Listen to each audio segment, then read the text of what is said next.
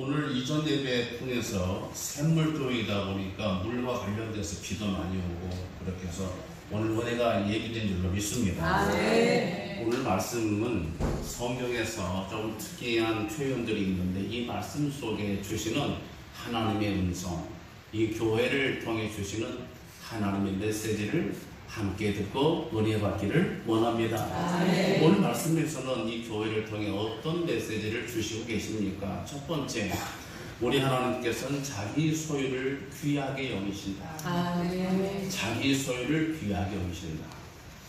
제가 아는 목사님이 옛날에 이리였었죠. 이리 쪽에서 계시던 목사님이신데 굉장히 체격도 크시고 근데 굉장히 무서운 분이셨어요. 목사님이신데 사랑 속에 내장되어 있으신 것 같은데 어쨌든 겉으로 볼 때는 너무 무서운, 말씀도 없으시고 정치도 많이 하시고 굉장히 어려우신 분인데 그분을 제가 전도사 때 모신 적이 있어요.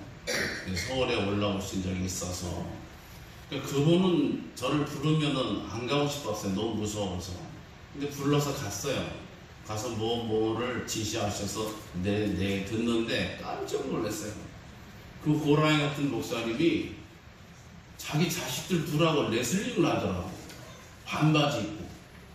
아니 저렇게 엄격하고 무서운 목사님이 어떻게 집에서 자유로운 아버지 모습으로 같이 뒹굴며 레슬링을 할 수 있지?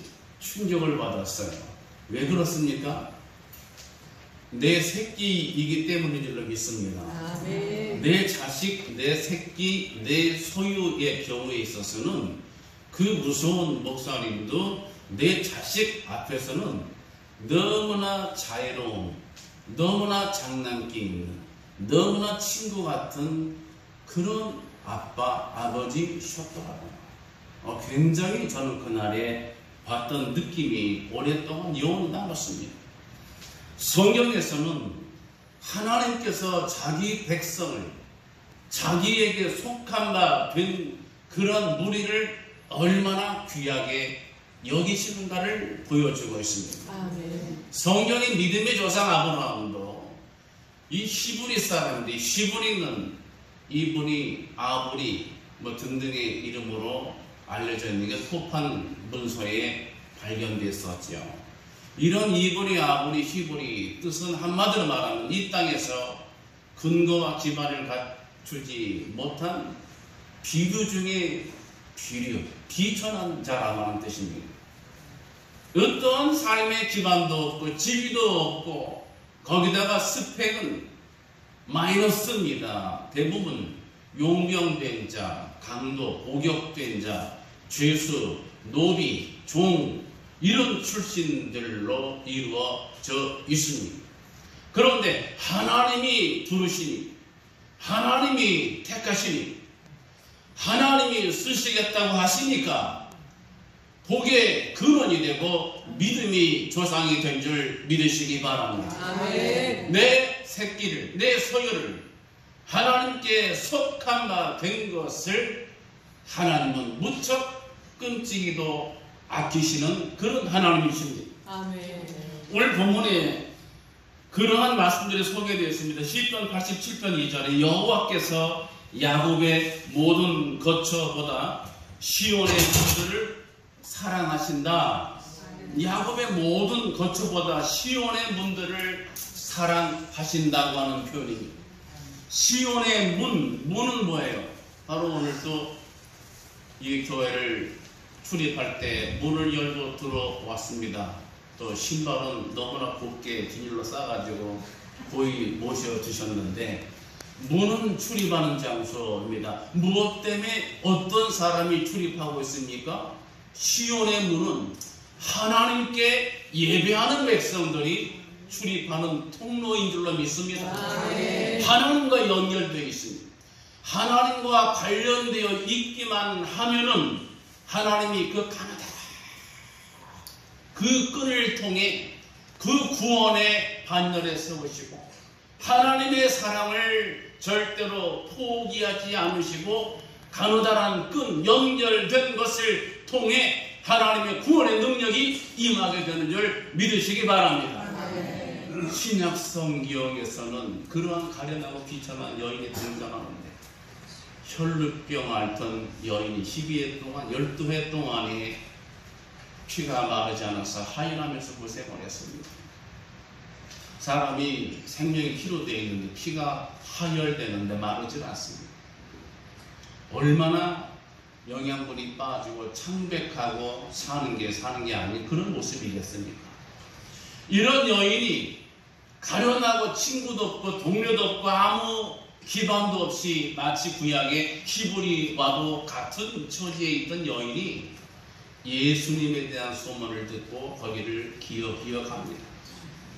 그리고 주님이 또는 제자들이 그 측근들이 부르지도 않았지만 그 여인은 내가 살아야 되기 때문에 내가 이대로 살 수는 없기 때문에 이렇게 밑바닥에서 말라 죽을 수는 없기 때문에 간절하고 비통한 심정으로 모든 형식과 격식, 교양이나 또는 여러 여건 이런 것들을 다 생략하고 갖출 수 없었지요. 기억합니다. 많은 군중들 속에 기어가서 예수님의 옷자락을 붙잡게 됩니다. 그래서 능력이 나가서 비로소 혈루병의 근원이 마르게 되고 회복이 되는 역사가 나타났다고 하는 것이죠. 그때에 그 여인이 붙잡은 것이 무엇입니까? 예수님의 옷자락인데 사실은 예수님의 옷솔입니다. 일반 천조각 잡은 것이 아니라 예수님이 입었던 옷의 끝에 달려있는 실끈과 같은 맨 끝에 있는 가느다란 거 하나, 주님을 어깨를, 팔을, 손을 잡은 것도 아니고 이 몸 전체에 있는 감싸고 있는 옷 전체를 쥐는 것도 아니고 기어가서 끄트머리에 땅 끝에 끌려다니는 옷솔 끝자락 하나를 조그맣게 겨우 기어가서 간신히 붙잡은 거예요. 우리 주님이 부르시지도 않았는데, 청함 받지도 않았는데, 초대 받지도 않았는데 거기를 기어가서 끝자락을 겨우 잡아서 탈출이 됐는데 놀라운 역사가 나타났어요. 예수님의 능력이, 여러분, 사람이 행함으로 구원받는 게 아닙니다. 사람이 노력해서 능력을 입는 게 아니지 않습니까? 그런데 어떻게 됐다고요? 주님의 능력이 나왔어요. 이것은 그 여인의 가련함이, 그 여인의 뒤처함이 밑바닥 인생에서 주님이 없이는 살 수가 없어요. 간절함으로 주님을 잡았을 때 마치 제 새끼를 불쌍히 여기는 어미새의 심정, 또는 아비 호랑이의 심정, 자기 새끼가 우는 소리는 구별하여 듣잖아요. TV에서도 보면은 갈매기 떼들이 수천 마리가 날아다니는 제 새끼 소리를 그 중에서 판별해 내더라고요. 내 새끼가 우는 소리, 내 새끼가 배고파서 밥 달라고 우는 소리에 부모된 새는 그 소리 주파수를 놓칠 수가 없는 거예요.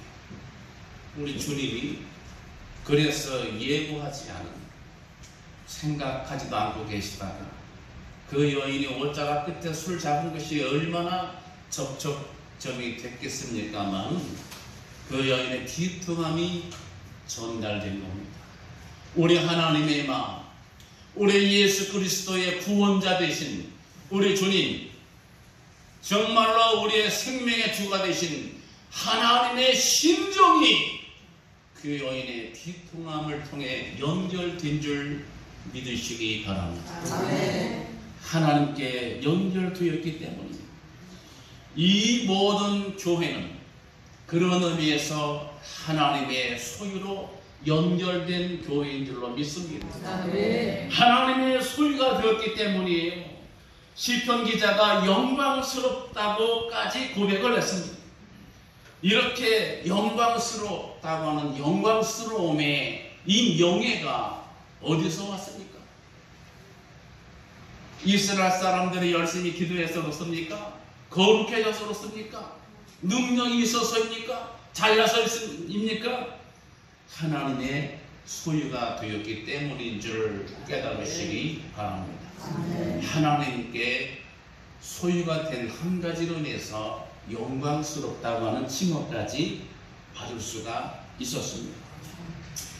두 번째 메시지는 교회가 생명의 근원지라는 것입니다. 이 생물교회가 생명의 근원지가 되시기를 축복합니다. 성경의 주제는 저는 이렇게 말하죠. 한마디로 우리가 한번 따로 세볼까요?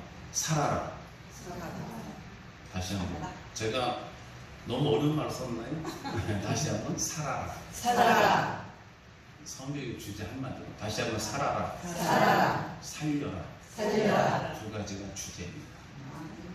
살아라. 내가 살고 내 이웃을 살려야 합니다. 제가 늘 그러잖아요. 신학 교수는 쉬운 성경을 어렵게 가르치는 사람이 신학 교수고, 목회자는 어려운 성경을 쉽게 가르치는 사람이 목사이고, 살려야 하는 사명이 있는 줄로 믿습니다. 여기서 시편 87편에는 거기서 났다 이런 표현이 소개되어 있죠. 4절, 5절, 6절 거기서 났다. 이건 뭐예요? 또 끝절에서 모든 근원이 내게 있다. 이 존재의 근원, 기원, 출발. 여러분 이 땅에서 어버이 주일에 잘 듣는 설교이지만 내 부모를 공경하라. 그리하면 어떻게 돼요? 내 생명이 길려라. 뭐 장수의 축복이 있지 않습니까? 왜 그렇습니까? 이게 보통 유교적인 마인드로 해석하는 조금 연세 드신 목사님도 계시는데 그렇지가 않아요. 그것이 아니고 생명이 누구에게 있어요? 하나님께 있잖아요. 하나님이 생명을 지으셨고 돌보시잖아요. 육신의 생명은 육신의 부모 통해서 하나님이 위탁하셨잖아요. 그 생명을 주신 수요자가 부모이기 때문에 부모를 공경하라 카바드, 하나님을 경외하는 것 같은 단어입니다. 그래서 생명의 수요자를 공경하기 때문에 생명이 길려라. 할렐루야. 생명이 중요합니다. 기독교는 생명이 중요해요. 삶은 중요합니다.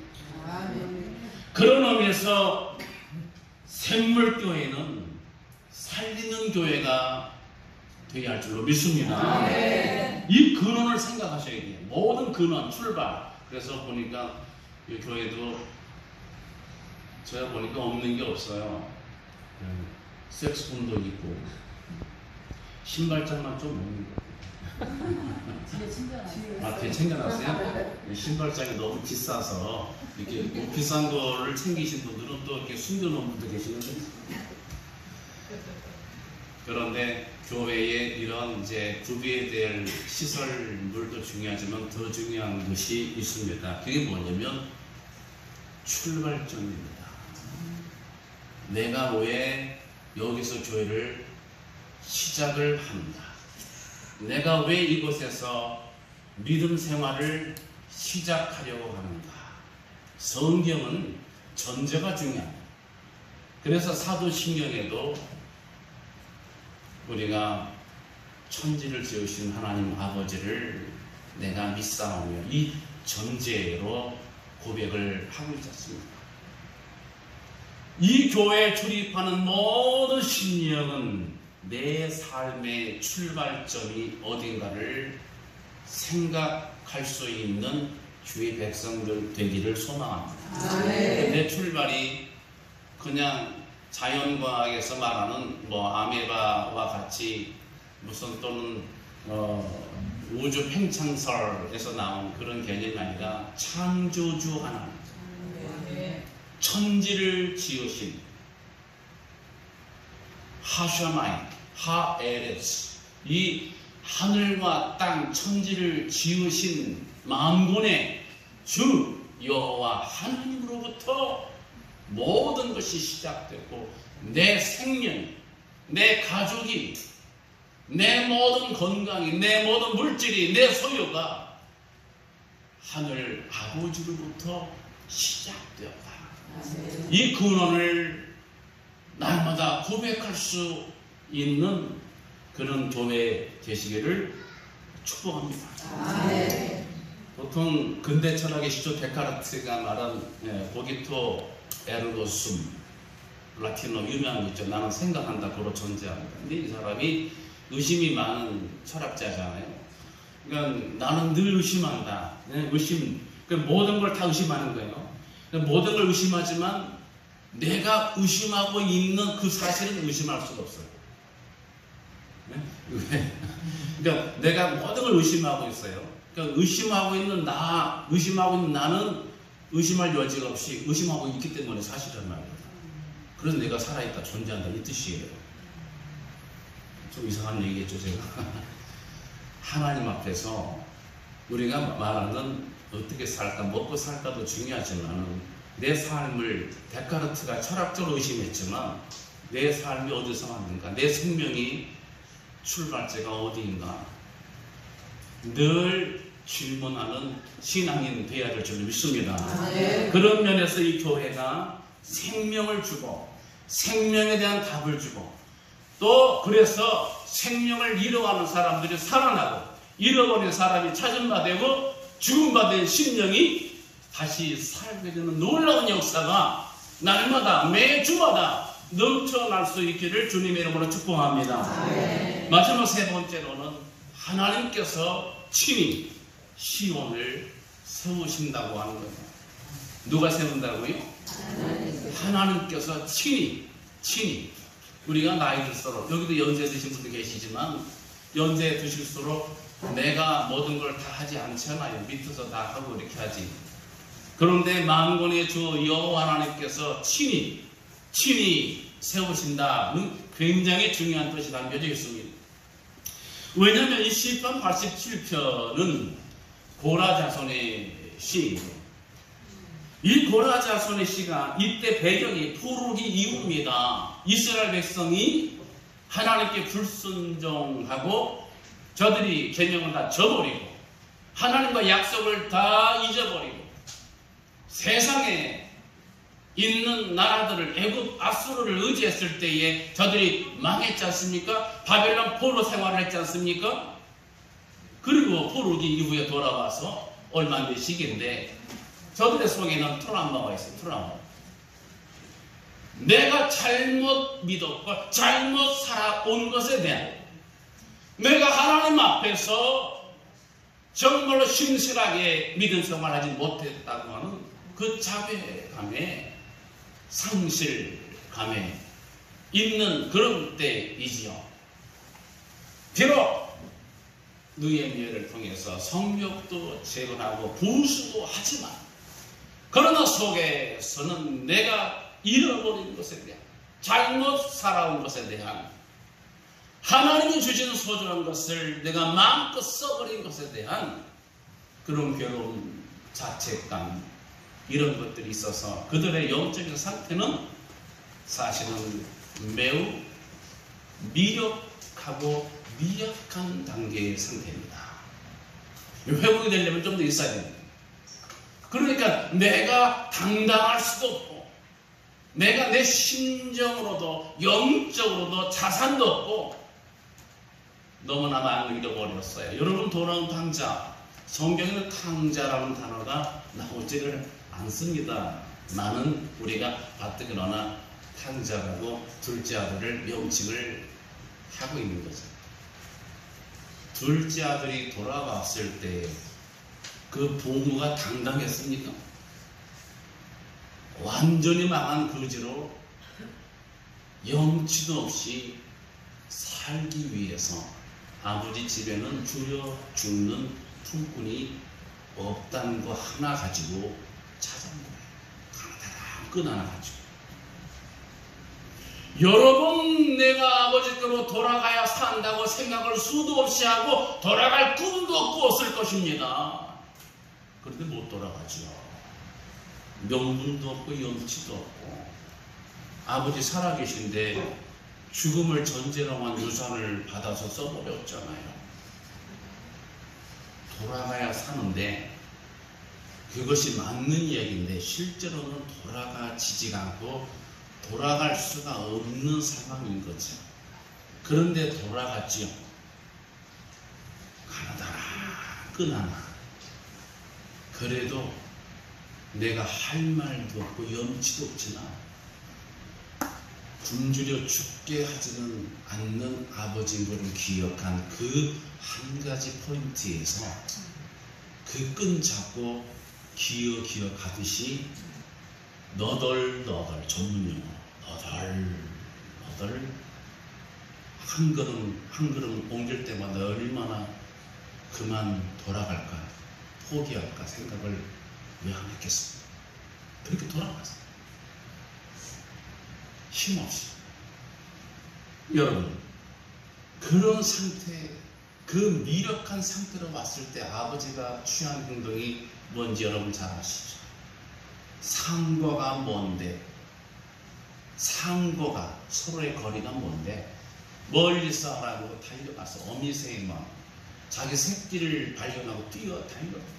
한글로 말하면 바로 열고 버선발로 바로 닫고 달려가서 냄새나고 다 망하고 지지리도 못 나게 다 망한 거지 중에 상거지를 안아주고 입 맞추고 신을 신고 가락지를 끼우고 아들의 충분을 확인해주고 살찐 소를 잡아 잔치를 벌고.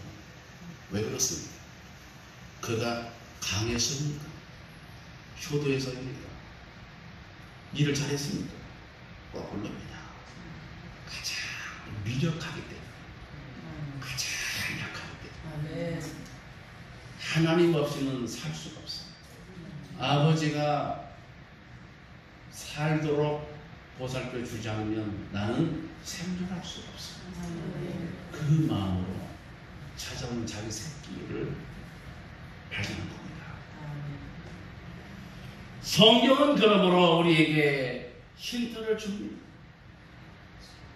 옛날 고대 근동에는 전쟁 치르고 이제 끝나고 결과 있잖아요. 한쪽이 이기고 한쪽이 망하게 되죠. 그러면 승전한 나라에서 패전한 나라 사람들 다 노비로 삼지요.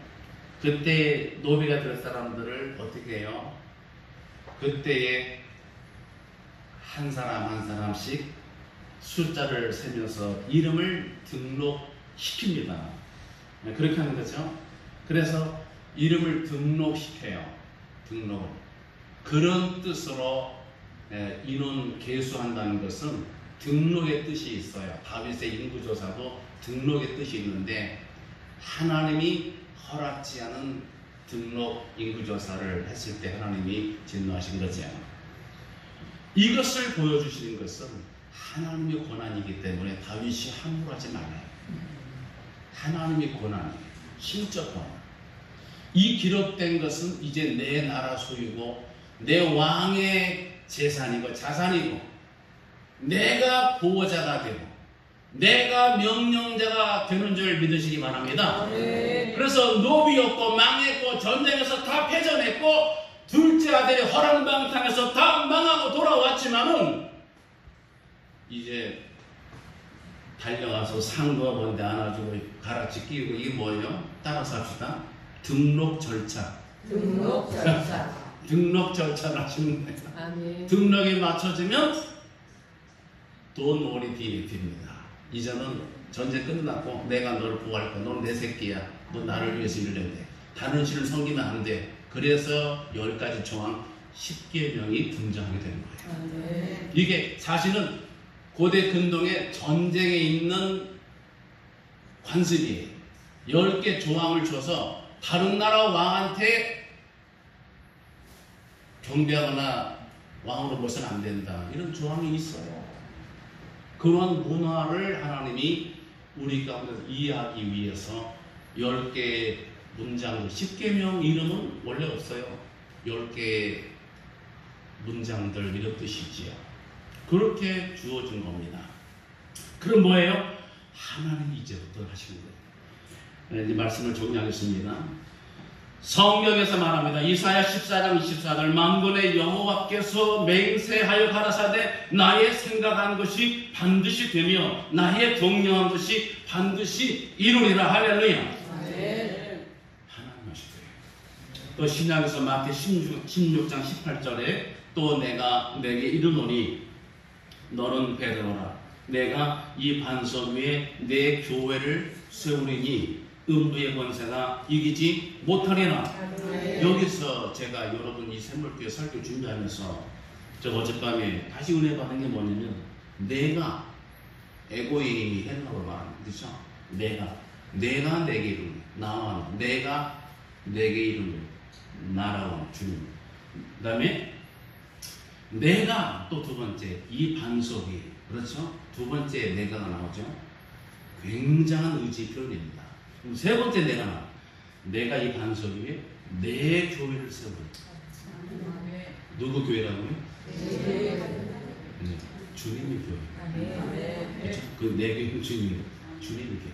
이 샘물교회가 누구 교회?